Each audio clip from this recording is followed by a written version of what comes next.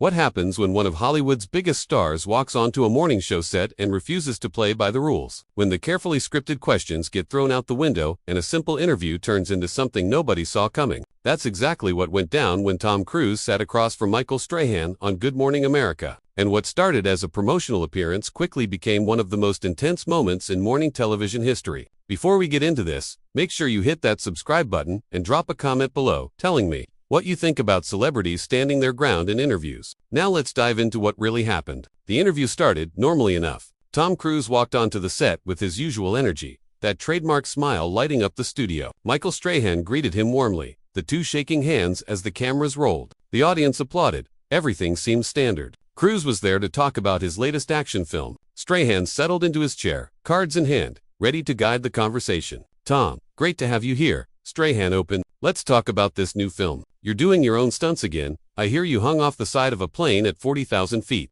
Cruise leaned forward, that focused intensity in his eyes. "We did? Yeah. It's about giving the audience something real, something they can feel. When you're actually up there, when the danger is genuine, it translates through the camera." "That's incredible," Strahan responded. "But I've got to ask, at what point do you think about the risk? You've got people who depend on you, productions that could shut down if something goes wrong. Does that ever make you second-guess these choices?" There was a pause. Just a brief one, but noticeable. Cruise's expression shifted slightly. "Michael, I appreciate the question, but I think there's a misunderstanding about what we do. This isn't recklessness. Every stunt is calculated. Every safety measure is in place. We have teams of professionals who plan these sequences for months, right?" "Absolutely," Strahan continued, "but there's still that element of, what if something goes wrong? We've seen accidents on film sets. Is there ever a moment where you think maybe it's not worth it?" Cruise sat back slightly. "Is that what you think? That what we do isn't worth it?" The shift in tone was subtle but present. Strahan sensed it, his posture adjusting. No, that's not what I'm saying. I'm just asking if you ever have doubts." "It's a legitimate question." "It is," Cruise agreed, "but the way you're framing it suggests that there's something irresponsible about pushing boundaries in filmmaking. That's not what this is about. This is about craft, about giving audiences experiences they can't get anywhere else." Strahan glanced down at his cards briefly. "Tom, I'm not trying to suggest you're being irresponsible. I'm just exploring the human side of it. You're a father. You've been in this industry for decades. Surely there's a part of you that weighs these decisions differently now. Why would you assume that?" Cruise's response came quickly. "Why would age or having children make me less committed to excellence? If anything, it makes me more determined to leave behind work that matters." The energy in the studio had shifted. Strahan maintained his professional demeanor, but there was a flicker of surprise in his expression. "I'm not questioning your commitment, Tom. Nobody questions that." "Then what are you questioning?" Cruise asked directly. "Because it feels like there's an implication in your questions that what I do is somehow problematic, that taking risks in service of storytelling is something I should be ashamed of." Strahan held up a hand in a calming gesture. "Tom, come on now. I'm asking the questions that viewers want answered. People are curious." "It's not an attack." "I didn't say it was an attack," Cruise replied evenly. "I'm simply pointing out that there's a perspective embedded in your questions that doesn't align with how I see my work. You're treating what I do like it's a hobby that's gotten out of hand, rather than a serious artistic choice." The audience had gone quiet. This wasn't the light segment they'd expected. Strahan tried to pivot. "Let's talk about the film itself then. The story, the character. What drew you to this role?" But Cruise wasn't ready to let it go. "Michael, can I ask you something? When you played football, when you were out there taking hits, putting your body on the line every week, did people constantly ask you if it was worth it? Did they question whether you should be doing something safer?" Strahan paused, clearly not expecting the turn. "That's different, Tom. Football's a sport. That's what you sign up for. And filmmaking is what I signed up for," Cruise countered. "The difference is that when athletes take risks, it's celebrated. It's part of the game. But when someone in my position commits to the same level of physical dedication, suddenly it's reckless. It's unnecessary." Strahan shifted in his seat. "I don't think that's fair. I'm not saying any of those things." "You didn't have to say them directly," Cruise responded. "They're implied in the framework of your questions. Morning television has a format. You've got talking points, angles you're supposed to hit. But I'm sitting here as someone who's dedicated my entire life to this craft, and I'm being treated like I need to justify why I care about doing things at the highest possible level." "Tom, I respect everything you've accomplished," Strahan said, his tone becoming firmer. "But part of my job is to ask the questions that people are thinking. And the reality is, when you're hanging off planes, people wonder about the why behind it. That's not disrespectful. That's journalism."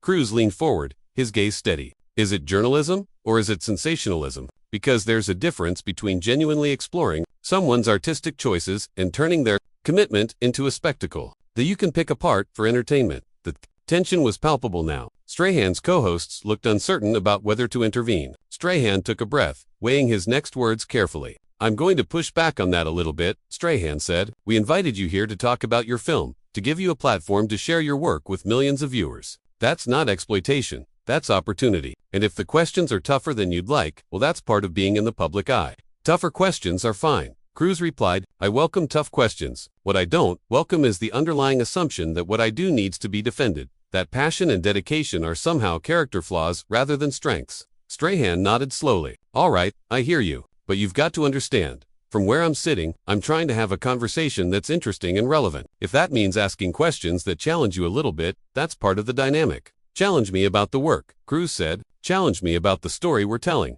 about the choices I made as an actor. But don't challenge me on whether I should care as much as I do. That's not up for debate. Strahan glanced off camera briefly, perhaps getting direction, then returned his focus to Cruz. Let me ask you this then. When you're making these films, what do you want audiences to take away from them? Beyond just the thrill, what's the deeper purpose? Cruz considered the question. I want them to believe that anything is possible. I want them to walk out of that theater feeling like they've experienced something that expanded their sense of what can be achieved. It's not about me. It's not about my ego. It's about creating moments that inspire people, that remind them that limits are often just illusions we accept.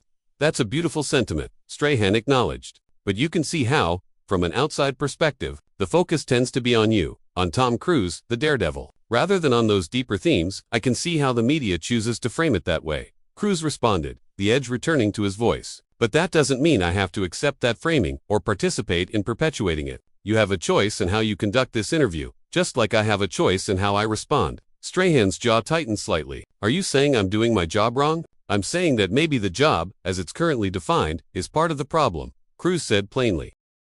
That statement hung in the air like a challenge. Strahan's expression hardened, the practiced smile completely gone now. So we're the problem. The people trying to have a conversation with you, we're the issue. I didn't say you personally, Cruz clarified, though his tone remained firm. I'm talking about a system that reduces everything to sound bites and controversy. That would rather focus on whether I'm crazy for doing a stunt than discuss why the stunt matters to the story. Tom, you can't sit here and act like you don't benefit from that system. Strahan shot back, leaning forward now. The reason people care about your stunts, the reason they show up to your movies, is because of the spectacle. You're not making small independent films. You're making blockbusters that are marketed on exactly the kind of coverage you're now criticizing.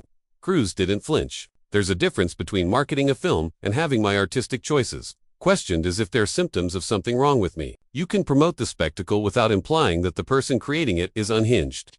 I never said you were unhinged. Strahan protested. You asked if it was worth it, Cruz countered. You asked if I second-guess myself. Those questions come from a place of assuming there's something to second-guess, that the default position should be doubt rather than confidence in one's abilities. Strahan shook his head, clearly frustrated now. That's not fair, Tom. I asked those questions because they're human questions. Everyone has doubts. Everyone weighs risk versus reward. Acting like you're above that, like you never question yourself, that's not being authentic. That's being defensive. I'm not above anything, Cruz said, his voice rising slightly for the first time. But there's a difference between having private moments of reflection and being publicly interrogated about whether my life's work is justified. You don't know what conversations I have with myself, what doubts I wrestle with in private. But what I'm not going to do is perform those doubts for an audience so people can feel better about their own limitations. The studio had gone completely silent. Even the crew seemed frozen, unsure whether to cut to commercial or let this play out. Strahan's co-host started to interject, but Strahan held up a hand, keeping his eyes locked on Cruz. So now we're talking about other people's limitations? Strahan asked, his voice sharp. You think people who don't jump out of planes have limitations? That's pretty condescending. Tom, that's not what I said, and you know it. Cruz replied. I'm talking about the cultural impulse to tear down anyone who refuses to accept conventional boundaries. It's easier to mock someone for trying than to examine why you stopped trying yourself. Wow, Strahan said, sitting back with a bitter laugh. So this is what we're doing now. You're going to psychoanalyze me on live television because I asked you a few tough questions. You made it personal first, Cruz pointed out. You brought up my age, my children, implied that my priorities should have shifted. You turned this into a conversation about who I am as a person rather than what I do as an artist. I'm just responding in kind. Strahan's jaw clenched. I asked about your personal life because that's what people connect with. They don't just want to hear about camera angles and stunt coordination. They want to understand the human being behind the action hero. Then ask me about the human being, Cruz said. Ask me what drives me, what scares me, what I hope to accomplish before I'm done. Don't ask me to justify my existence or validate my choices through the lens of what you think is appropriate for someone my age. I never said anything about appropriate, Strahan countered. You didn't have to, Cruz repeated, the frustration evident now. It's in the subtext of every question. It's in the surprise on your face that I'm not slowing down. It's in the way you keep circling back to risk, as if the only reasonable response to getting older is to become more cautious, more conservative, more afraid. Strahan leaned forward, his voice dropping but intensifying. You want to know what I really think? I think you're so locked into this image you've built that you can't separate the character from the person anymore. I think the stunts aren't about the audience or the art. They're about proving something to yourself. And when someone asks you an honest question about it, you can't handle it because it gets too close to something you don't want to examine. The accusation hit hard. Cruz went very still, his expression unreadable for a moment. When he spoke again, his voice was quiet but carried an unmistakable edge. You don't know me, Michael. You don't know what I think about when I'm alone, what I'm trying to prove or not prove. You've had a few conversations with me over the years at events, done a couple of interviews. That doesn't give you insight into my psychology. Maybe not, Strahan conceded, but I know what I see. And what I see is someone who gets defensive the moment anyone suggests that maybe, just maybe, there's more to unpack than you're willing to admit. Or maybe, Cruz said slowly, what you're seeing is someone who's tired of being treated like a curiosity instead of a professional. You were an athlete, you said it yourself. Imagine if every interview you did, people questioned whether football was healthy for you, whether you should reconsider your commitment to the sport, whether your dedication was actually just compensation for some deeper issue. How long before you'd get tired of defending yourself? Strahan considered this, and for a moment it seemed like the temperature might drop, but then he shook his head. The difference is, I retired. I moved on to other things. I didn't keep trying to prove I could still take hits in my 50s, because you couldn't. Cruz said bluntly, your body wouldn't let you. But if it could, if you were still capable of performing at the highest level, are you telling me you wouldn't? That you'd just walk away from something you loved because society decided you were too old? Strahan's eyes flashed. That's not the same thing, and you know it. It's exactly the same thing, Cruz insisted. The only difference is that in my field, if you take care of yourself, if you maintain your skills, you can continue. And that bothers people because it holds up a mirror to their own choices, their own compromises. There it is again, Strahan said, his voice tight. This superiority complex where everyone else has compromised and you're the only one still pure in your dedication. You realize how that sounds, right? I realize that you're twisting my words to fit a narrative. Cruz responded. I never said I was superior to anyone. I said that I'm committed to my work and that I don't apologize for that commitment. If that makes you uncomfortable, that's something you need to examine, not me. Strahan stood up suddenly, the movement startling. You know what, Tom? I think we're done here. Cruz remained seated, looking up at him calmly. Are we, or are you just uncomfortable with where this conversation went? I'm uncomfortable with you coming on my show and insulting me, Strahan said, his voice raised now. I'm uncomfortable with you turning a simple interview into some kind of personal attack on my character and my profession. I haven't attacked anything, Cruz said, still seated, still calm. I've defended myself against assumptions and implications. If that feels like an attack, maybe that's because you're realizing those assumptions weren't as neutral as you thought. Strahan pointed at him, his hand shaking slightly with anger. You don't get to come in here and tell me how to do my job. You don't get to lecture me about journalism and integrity when you've spent your entire career controlling every aspect of your public image. I control my image because I learned a long time ago what happens when you don't, Cruz replied, finally standing up to meet Strahan's gaze. The media will create whatever narrative serves them, truth be damned. So yes, I'm protective of my work and how it's presented. That's not a character flaw, that's survival. They stood facing each other now, the cameras capturing every second of the confrontation. The producers had to be losing their minds, but neither man seemed to care any more about the audience or the format or the consequences. Strahan took a breath, clearly trying to regain some composure. Survival. You're one of the biggest movie stars in the world. You're not surviving, Tom, you're thriving, and you're acting like you're some kind of victim because I asked you standard interview questions. Standard questions built on problematic assumptions, Cruz corrected. And I'm not claiming victimhood, I'm claiming agency. There's a difference. I have the right to push back when the framing is wrong. The framing is only wrong because it doesn't match the story you want to tell. Strahan countered, his voice still elevated. You want everyone to see you as this dedicated artist, this visionary who's misunderstood. But maybe, just maybe, you're exactly what you appear to be. A guy who likes the adrenaline rush and has convinced himself it's profound.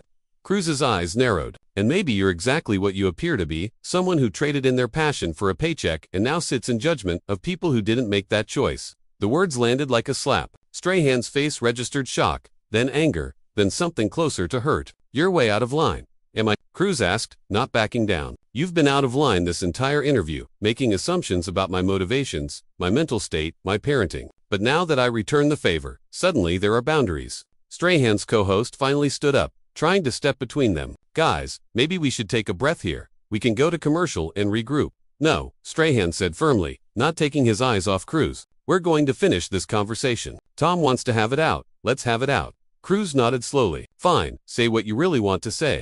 Strahan stepped closer, his voice low but intense. I think you hide behind the work. I think all this talk about art and dedication and pushing boundaries is cover for the fact that you don't know who you are when you're not on a set or in front of a camera. I think the stunts are the only time you feel real, and that's not healthy. Tom, that's not something to celebrate. The accusation hung between them, raw and unfiltered. Cruz stood perfectly still for a long moment, his expression giving nothing away. When he finally spoke, his voice was measured, but cold. You think you've figured me out based on what? A couple of interviews, articles you've read. You don't know anything about my life. Michael, you don't know what I feel or don't feel, what makes me real or doesn't. Then tell me I'm wrong, Strahan challenged. Tell me that when you go home at night, when there's no crew around and no cameras rolling, you're genuinely content. Tell me you don't need the validation of the next stunt, the next impossible feat.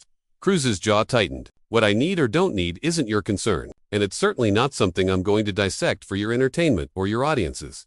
You want vulnerability? Go watch a reality show. This is supposed to be an interview about a film, not a therapy session. You made it more than that the moment you started attacking how I do my job, Strahan fired back. I didn't attack how you do your job, Cruz said, his patience clearly wearing thin. I questioned the assumptions built into your questions. There's a difference. But you keep conflating the two because it's easier to be offended than to actually listen to what I'm saying. Strahan laughed, but there was no humor in it. I'm listening, Tom. I'm hearing you loud and clear. You're saying that everyone else is the problem. The media is the problem. I'm the problem. Anyone who dares to question you is the problem. But you're perfect. You're dedicated. You're the last true artist in a world of sellouts and compromises. That's a cartoon version of what I said. Cruz responded, his voice rising again. I never claimed perfection. I never said everyone else was a sellout. What I said, what I've been saying this entire time, is that I'm tired of having my commitment questioned as if it's pathological. I'm tired of people like you deciding what's appropriate for someone my age, what level of risk is acceptable, what constitutes healthy versus unhealthy passion. People like me, Strahan repeated, his voice dripping with sarcasm. You mean people who ask questions, people who don't just accept everything you say at face value. I mean people who think they have the right to diagnose someone they don't know. Cruz shot back. You just spent 5 minutes telling me what you think my psychological issues are, based on nothing but your own projections. And when I defend myself, you act like I'm the one being unreasonable. The studio was electric with tension now. Crew members were frantically signaling to producers, trying to figure out if they should cut the feed. But the two men were locked in, neither willing to back down. Strahan ran a hand over his face, frustration evident in every movement. You want to know what this really is? You can't handle that your carefully constructed image is being challenged. You've spent so long controlling the narrative that the moment someone pushes back, even a little, you fall apart. I'm not falling apart, Cruz said, his voice dangerously quiet now. I'm standing my ground. There's a difference. You're used to guests who smile and nod and go along with whatever narrative you've prepared. I'm not that person. I never have been. No, you're the person who walks off sets and gets into fights with directors and thinks the whole world revolves around your vision. Strahan said, the words tumbling out now, with real heat behind them. You're difficult, Tom. Everyone knows it. They just don't say it to your face because you're Tom Cruise and you have power. But I'm saying it now. You're difficult, you're controlling, and you can't handle the slightest bit of criticism. Cruz stared at him for a long moment, something flickering across his face. When he spoke again, his voice was calm, almost eerily so. You're right about one thing. I am difficult. I demand excellence from myself and from everyone around me. I don't accept mediocrity. I don't settle for good enough, and I don't apologize for having standards. If that makes me difficult in your book, I'll wear that label proudly. Of course you will, Strahan said bitterly, because you've turned every flaw into a virtue in your mind. Your control issues are dedication. Your inability to accept criticism is integrity. Your need for constant validation through increasingly dangerous stunts is artistry. It's all just rebranding. Tom, it's all just spin. And this, Cruz gestured between them. What is this? You ambushing a guest with pop psychology and personal attacks. Is that journalism? Is that integrity? Strahan's face flushed. I didn't ambush anyone. You came here to promote a film. I asked you questions about your choices, and you turned it into this. I responded honestly to dishonest questions, Cruz corrected. And that bothered you because you expected me to play along, to give you the sound bites you wanted. When I didn't, When I pushed back, you made it personal. So don't pretend this is on me." They stood there, both breathing hard, the weight of everything said and unsaid pressing down on the studio. Finally, Strahan shook his head slowly. "I think you should leave." Cruz didn't move immediately. "Is that what you want? To end this by kicking me out? That's how you want this to look?" "I want you to leave before we both say things we can't take back," Strahan said, his voice strained. "This interview is over." Cruz studied him for another moment, then nodded once, sharply. "Fine, thank you for having me." The words were formal, almost mocking in their politeness. He unclipped his microphone, handed it to a stunned crew member, and turned toward the exit. But before he could take more than a few steps, Strahan called after him. "Tom?" Cruz stopped, turning back slowly. Strahan's expression was complicated, anger mixed with something that might have been regret. "For what it's worth, I hope you find whatever it is you're looking for." Cruz held his gaze for a long moment. "I already found it, Michael. That's what you don't understand. I'm not searching, I'm not lost. I'm exactly where I want to be, doing exactly what I want to do. The fact that you can't accept that you need there to be something wrong with that picture, that's your issue, not mine." But that, he walked off the set, leaving Strahan standing alone as the cameras continued to roll. The silence that followed was deafening, broken only when Strahan finally turned to the camera, his professional mask slipping back into place with visible effort. "We'll be right back," he said, his voice tight. The show cut to commercial, but the damage was done. What was supposed to be a simple promotional interview had turned into one of the most explosive confrontations in morning television history, and everyone who witnessed it knew that this moment would be replayed, analyzed, and debated for years to come. So what do you think about what went down between Tom Cruise and Michael Strahan? Was Tom right to defend himself, or did he take it too far? Drop your thoughts in the comments below, and make sure you subscribe for more breakdowns of the most intense celebrity moments caught on camera.